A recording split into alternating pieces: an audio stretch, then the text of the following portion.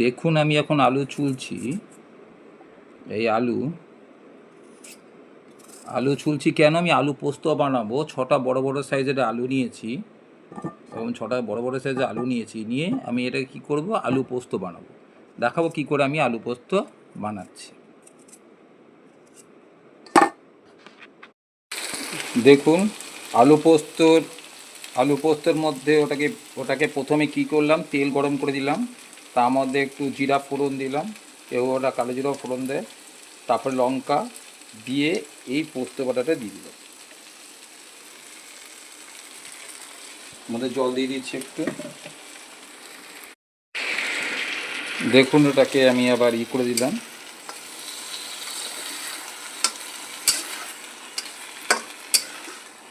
এর মধ্যে একটু পোস্ত রয়েছে। দেখুন এর মধ্যে পোস্ত কাজু দুটো মিক্সড করা রয়েছে। পোস্ত আর কাজু বাটা দিয়ে, বা শুধু পোস্ত দিয়ে করতে হবে। পোস্ত আমার কম ছিল, তাই জন্য কাজু আর পোস্ত বাটা দিয়ে এটা করলাম।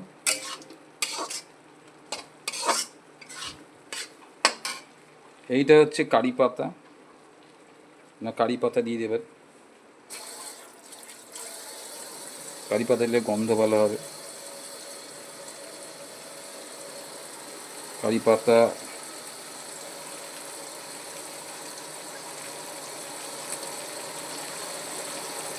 এটা আমাদের নিয়ে আসা কারি পাতা, বাজার থেকে কিনে নিয়ে আসা কারি পাতা।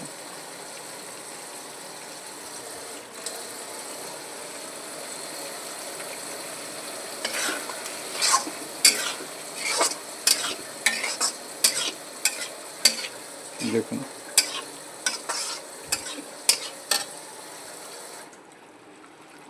দেখুন এর মধ্যে কারি পাতা দিয়েছি, আর এটা পোস্ত, আর কিছুটা পরিমাণ কাজু বাটা দিয়েছি। তৈরি হয়ে গেল আলু পোস্ত।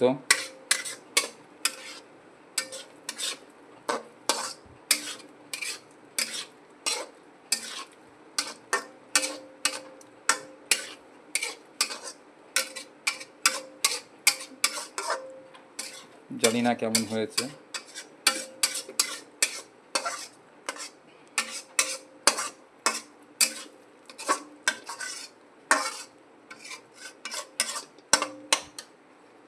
দেখুন হয়েছে, আলু পোস্ত রান্না হয়ে গেল।